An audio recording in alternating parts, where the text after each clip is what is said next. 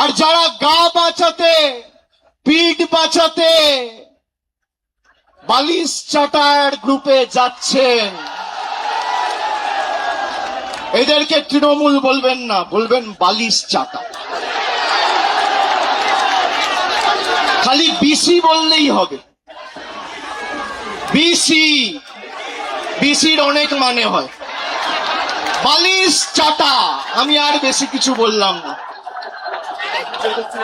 হয় পুলিশের কাছে মামলায় ধৃত, আর না হলে মেরুদণ্ড বিক্রি করে বালিশ চাটা ঋতব্রত। এই দুটো ছাড়া গদ্দারদের উপায় নেই। যারা নিজেদের তৃণমূল বলে দাবি করত,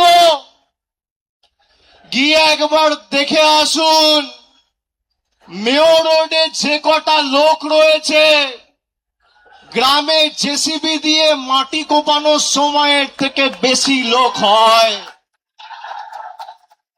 ভালো তৃণমূল, তাই না? কর্মী কোথায়? জনতা কোথায়? মমতা বন্দ্যোপাধ্যায় যেখানে, জনতা সেখানে। অনেক বড় কেউকেটা হয়েছেন।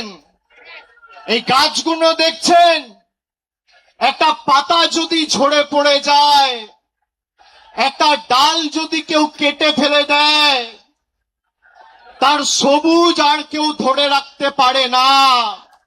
সেই ডালের মধ্যে, পাতার মধ্যে আর কোনোদিন প্রাণ কেউ সঞ্চার করতে পারে না। তার শক্তি তার শিকড়ে। একইভাবে তৃণমূলের শিকড়ের নাম মমতা বন্দ্যোপাধ্যায়। 10 ওয়াটের বাল্ব, সে এখন ভাবছে আমি হ্যালোজিন হয়ে গেছি। আরে বিদ্যুৎ সঞ্চার করছে মমতা ব্যানার্জি, শক্তি কেন্দ্র মমতা বন্দ্যোপাধ্যায়। যার আদর্শকে সামনে রেখে আপনার রাজনৈতিক পরিচয়, পথ চলা।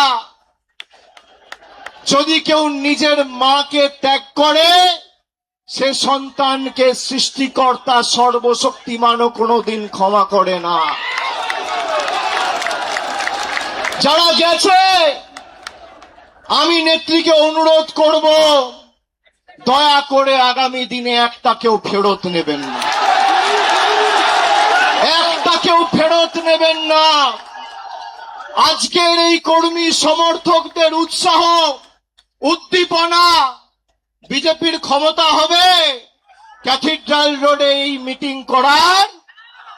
রাজ্য সরকারের ক্ষমতায়, পুলিশ তোমার, তদন্তকারী সংস্থা তোমার, অর্থ তোমার, কেন্দ্র সরকার তোমার, মানুষ তৃণমূলের সাথে রয়েছে। পুলিশ যাদের অযথা মিথ্যা মামলায় অত্যাচারিত করছে, আমি বলবো ধৈর্য ধরুন।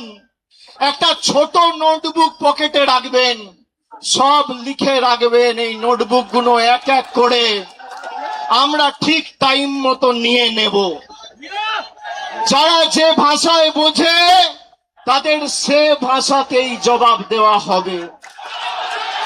ঘর বাড়ি ভেঙে দিয়ে, পার্টি অফিস গুড়িয়ে দিয়ে ভাবছে তৃণমূলকে উৎখাত করব, দুর্বল করব। আরে ফুটপাতে থাকবো, তোদেরকে হারাবো, বাংলা থেকে উৎখাত করব, কথা দিয়ে গেল।